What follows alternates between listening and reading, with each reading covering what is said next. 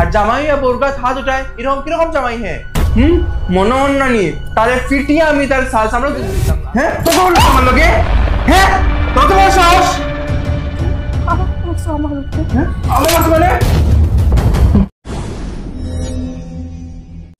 মা, আমি আর যাইতাম না আমার ঘরে, আমি আর যাইতাম না। জামাইয়ের বউর মধ্যে তো মা এরকম মাঝে মাঝে ঝগড়া হই, এটা কইয়া কি তুই তোর জামাইয়ের বাড়ি ছাড়িয়ে যাইবি নি? মাঝে মাঝে মাঝে মাঝে না মা, এ আমার উপরে রোজ দিন হাত উঠায়, রোজ দিন মারে আমারে, কিছু ভুল হয়ে গেলে আমারে মারে। আমি কেমনে থাকবো মা এখানে? এখন তো মানুষের কোনো মানুষের বোধহয় পশুর লোকে এরকম ব্যবহার করে না যেরকম আমার লোকে করে মা।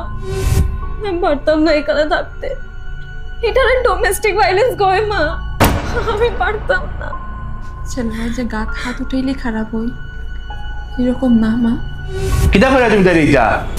হ্যাঁ আমার ফুলের মতো মেয়ের গায়ে হাত উঠায়? আমি কোনোদিন আমার মেয়ের গায়ে হাত উঠাইছি নি? তারা তো বড় সাহস খেয়েছে আমার মেয়ের গায়ে হাত উঠাইতো। আর জামাই বউর গায়ে হাত উঠায়, এরকম কিরকম জামাই? হ্যাঁ মনে হন না নি তারে ফিটিয়ে আমি তার সাল সামনে দিতাম আতর শৈলর। কিতা হইরা? হে তোমার মেয়ের জামাই, মেয়ের জামাই লোক কেউ এরকম করেনি, তুমি মাথা ঠান্ডা করো। মারে তুই কান্দিস না। আচ্ছা এক কাজ কর, তুই 2-3 দিন থাকি যা, হে আইব তো তোরে নেওয়ার, তখন আমরা বুঝাইয়া কইব। বুঝতো না মা, হে কোনো দিনও বুঝতো না। আর আমি ওখানে যাইতাম না মা, আমি পারতাম না ওখানে থাকতে, আমি যাইতাম না। হয় রে মা, তুই একদম চিন্তা করিস না, তুই যেরকম হইবে ওরকম হইব। তোর বাবা এখনো জীবিত আছি। তুই এক কাজ কর, তুই গিয়ে একটু রেস্ট কর, হ্যাঁ আপ তোরে নেওয়াত, তাহলে আমি শিখাইমু। তুই যা মা, তুই গিয়ে রেস্ট কর যা।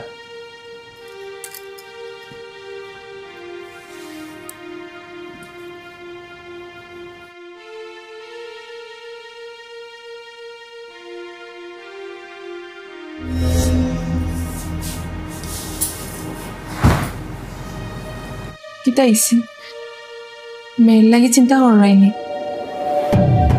চিন্তা করবো না, আমার একমাত্র মেয়ে কতটুকু কষ্ট পারতাই, আর এত বড় সাহস আমার মেয়ের গাতে হাত উঠায়, জামাই বউর উপরে হাত উঠায়।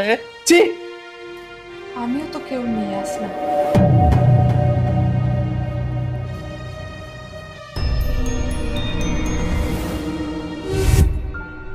চিন্তা কর, কয়টা বাজে দেখ, হ্যাঁ 11:30 বাজে, কিন্তু এখন আমার টিফিন দেওয়ার নাম নাই। কিতাবে ফাঁকর গিয়ে মরে গেছে, টিফিন বাজারে যাচ্ছে। কত সময় লাগে টিফিন দিতে? কত সময় লাগছে? বেশি সময় তো লাগছে না। তুই তর্ক কর আমার লগে? হ্যাঁ তর্ক কর আমার লগে? হ্যাঁ কত বড় সাহস? আমার মানে ওই ওই অত যে মায়ের খাচ্ছি, তোর যে অত মাটিবি আমি, তোর একটি ঘন্টায় আমরা করছো কিন্তু ওই, হ্যাঁ তোর গাছ লাগে না নিতা কি তার সময় কি ফাঁকর তুই পঞ্চমের মানে যাচ্ছে? হ্যাঁ শুন তোর হয় তোর পঞ্চমের দিকে জমা রেসাস যাইলাম আমি।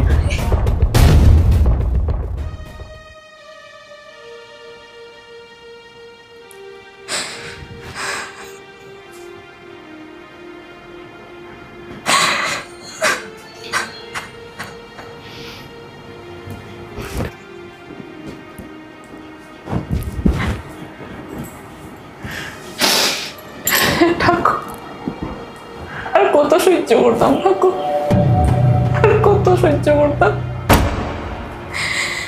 বিয়ার পর থেকে তো আমি সহ্য করিয়া যাই না, আর সহ্য করতে পারলাম না, আর সহ্য করতে পারলাম না ঠাকুর।